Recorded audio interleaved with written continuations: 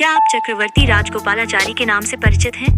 देश की आजादी के समय में ये सवाल भी हास्यास्पद ही होता। ऐसा इसलिए क्योंकि करीबियों में राजा जी के नाम से प्रसिद्ध सी राजगोपालाचारी का नाम आधुनिक भारतीय इतिहास के चाणक्य के तौर पर स्वर्णाक्षरों में दर्ज है। महात्मा गांधी से प्रेरित होकर राजनीति में आए, प्लीज हमारे चैनल को लाइक और सब्सक्राइब जरूर कर ले। राजगोपालाचारी बाद में उनके रिश्तेदार भी बन गए। दोनों का आपस में संबंध समधी के तौर पर दर्ज हुआ।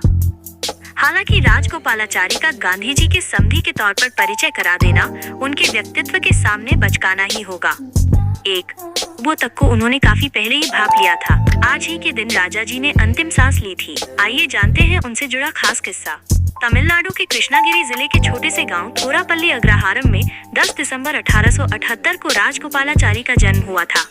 उनके पिता तमिलनाडु के सेलम के न्यायालय में न्यायाधीश थे। घर के माहौल का असर राजगोपालाचारी पर पड़ा।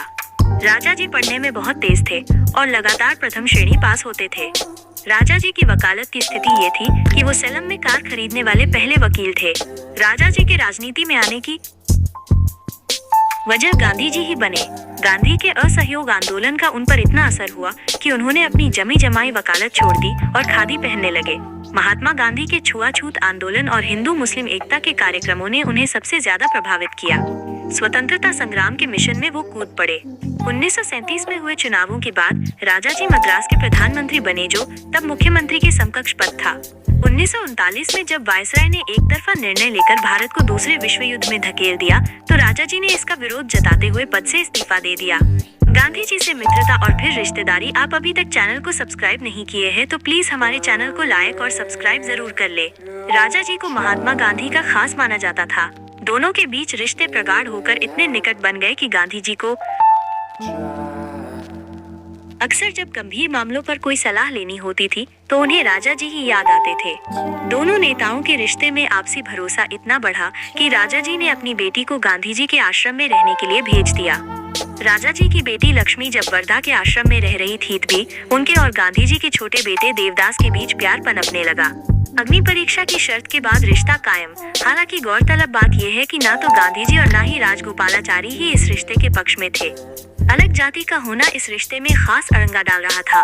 गांधी जी के बेटे देवदास की उम्र 28 साल की थी और लक्ष्मी 15 साल की थी। दोनों ने देवदास के साथ एक बहुत कठिन शर्त रखी कि वो 5 साल तक लक्ष्मी से अलग रहें। अगर तब भी दोनों का एक दूसरे के प्रति प्यार कायम रहेगा तो फिर शादी करा दी जाएगी। अग्नि परीक्षा संपन्न होने के बाद फिर दोनों की शादी हो गई। इस तरह राजा जी और गांधी जी समधी भी बन गए। गांधी जी से करीबी और मतभेद भी। राजगोपालाचारी ने कांग्रेस के साथ आने के बाद आंदोलनों में जोर शोर से भाग लेना शुरू किया। जल्द ही वो देश की राजनीति और कांग्रेस के शीर्ष नेताओं की कतार में शामिल हो गए। गांधी जी अक्सर उनसे राय भी लेते। गांधी जी के जेल में रहने के दौरान यंग इंडिया पत्रिका का संपादन राजा जी ही किया करते और बाहर उनका उत्तराधिकार भी संभालते थे। हालांकि कई बार दोनों के बीच मतभेद की स्थिति भी बनी। राजा जी कई बार कांग्रेस की नीतियों के विरोध में भी खड़े मिलते थे। देश के बंटवारे पर पहले ही ऐलान कांग्रेस के नेता राजा जी की दूरदर्शिता और बुद्धिमत्ता का लोहा मानते थे। राजगोपालाचारी ऐसे पहले शख्स थे जिन्होंने 1942 में हुए इलाहाबाद कांग्रेस के अधिवेशन में ही देश के विभाजन पर अपनी बात रखती थी। यह अलग बात है कि उस समय उनके फैसले का बहुत विरोध हुआ, लेकिन 5 साल के बाद ही 1947 में वो हुआ जो राजा जी पहले ही कह चुके थे। लेखक और इतिहासकार रामचंद्र गुहा ने अपनी किताबत लास्ट लिबरल में राजा जी को लेकर अहम बातें सामने रखी। ऐसा कहा जाता है कि उन्हें तमाम बातों का पूर्व ज्ञान भी हो जाता था।